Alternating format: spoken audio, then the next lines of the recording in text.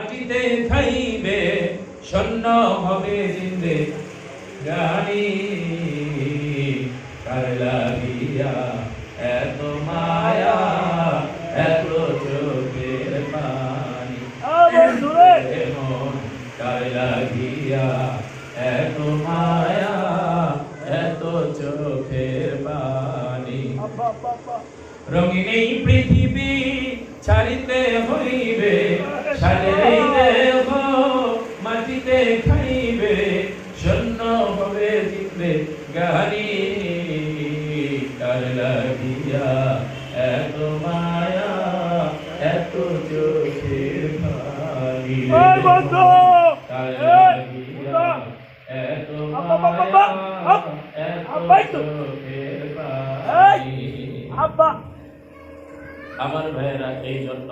চুলো পাকিবে দন্ত করিবে যৌবনে লেগে যাবে ভাটি ধীরে ধীরে খুলিয়া পড়িবে তোমার এই না রঙিলা দালানের মাটি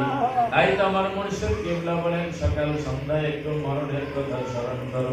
একটু কবরের কথা স্মরণ করো যেই ব্যক্তি মরণের কথা কবরের কথা তিনি স্মরণ করে ওই ব্যক্তি কমপক্ষে 20 বার যদি স্মরণ হয় মরণের কথা ওই ব্যক্তি ইন্তেকাল হলে শাহাদাতের মর্যাদা শহীদের মর্যাদা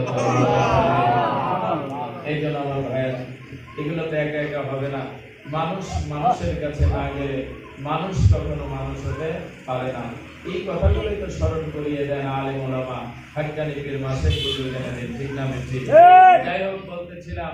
এই কথাগুলোই শুধু স্মরণ করায় দেন না আপনার মাতা কি আপনার পিতা কি কি বস্তু তারা কত মর্তবা মর্যাদা তাদের এই কথাগুলো তো কোরআন শরীফ হাদিস শরীফ থেকে নির্যাস বের করে হাক্কানি পীর মাসেক হুজুরগানে তিনি এই কথাগুলোই তো আমাদেরকে বোঝান ঠিক না ঠিক আলেম ওলামারা এই কথাটা বোঝান আমার ভাইয়ের আমার মুর্শিদ মানিকগঞ্জের আল্লাহর কুতুব বলেন আমার মুর্শিদ মানিকগঞ্জের আল্লাহর কুতুব ডক্টর মোহাম্মদ মঞ্জুর ইসলাম সিদ্দিকী দাওয়াত বাজল আমার শাইখ বলেন শুনেন আবার এখানে আপনারা আসবেন আপনার প্রথম উস্তাদ প্রথম শাইখ প্রথম পীর হলো আপনার পিতামাতা আমার মুর্শিদ বলেন বেদনা ফল বাজারে দেখেছে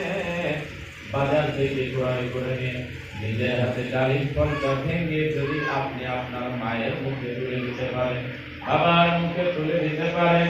আপনার মা যে হাতখানা ওঠায় অন্তর থেকে দোয়া করে দিবে ওই দোয়াটা পর্দা ছাড়া হিজাব ছাড়া আল্লাহর দরবারে কবুল হয়ে যাবে।